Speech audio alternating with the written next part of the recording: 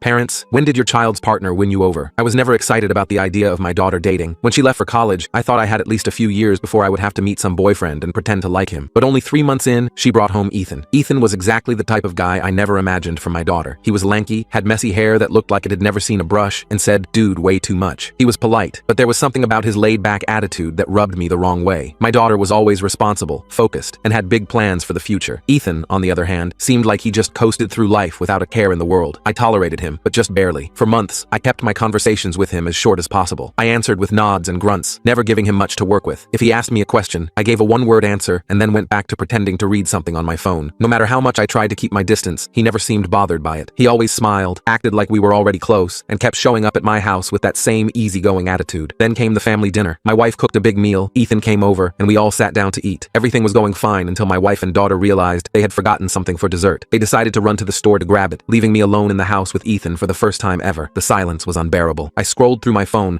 pretending to be busy, while Ethan sat there staring at the table like he was trying to will himself out of the situation. Finally, after what felt like an eternity, he cleared his throat and said, "So, do you like whiskey?" I looked up. The kid looked nervous. I nodded. His face lit up like I had just told him he won the lottery. "I actually brought a bottle my dad got me for my birthday. It's supposed to be really good. Want to try it?" I had no idea why, but I stood up and said yes. At first, it was just as awkward as before. We sipped our drinks in silence, neither of us sure what to say. Then he started telling me a story about how he tried to impress my daughter by taking her rock climbing. He ended up getting stuck halfway up the wall and had to be rescued by an instructor while she stood at the bottom laughing. I laughed too, a real laugh. I told him about the time I entered a chili eating contest to impress my wife when we were dating, only to throw up all over a state senator's shoes. One drink turned into two. Two turned into more than I could count. We started talking about everything: music, movies, embarrassing college stories. I found out Ethan was not as aimless as I thought. He had plans and was working towards starting his own business. He was not just carefree. He just chose not to stress over things he could not control. At some point, we got loud. We were laughing and shouting across the kitchen table. By the time my wife and daughter came back, we were completely drunk, singing along to an old rock song neither of us knew the words to. My wife looked completely unimpressed. My daughter stood in the doorway, staring at us like we had lost our minds. Ethan grinned at my wife and said, "Ma'am, I love your cooking." That was it. I lost it. That night changed everything. I stopped tolerating Ethan and actually started liking him. Now, he is like a second son to me. I still do not know exactly how it happened, but somehow, over a few drinks and a ridiculous conversation, he won me over. And honestly, I am glad he did.